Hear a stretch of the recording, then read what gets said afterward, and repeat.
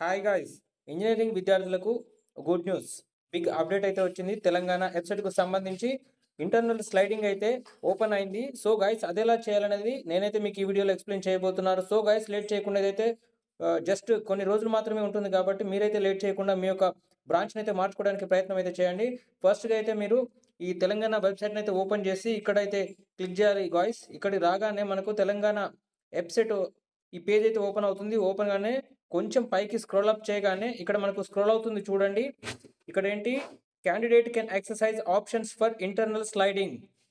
అంటే internal sliding కోసం window అయితే ఓపెన్ అయింది గాయ్స్. మీరైతే లేట్ చేయకుండా మీరైతే మీకు నచ్చినటువంటి బ్రాంచ్‌లో సీట్ రాకపోతే వేరే బ్రాంచ్‌కైతే మార్చుకోవడానికైతే అవకాశం ఉంది గాయ్స్. దానికోసం మీరైతే క్యాండిడేట్ లాగిన్ మీద క్లిక్ చేసి ఇక్కడైతే మీ యొక్క login ID and hall ticket number, పాస్వర్డ్‌నైతే ఎంటర్ చేసి మీరైతే లాగిన్ అయ్యి స్లైడింగ్ ఆప్షన్ అయితే ఎంచుకొని మీకు నచ్చినటువంటి బ్రాంచ్‌కైతే మీరైతే మార్చుకునే అవకాశం ఉంది గాయ్స్.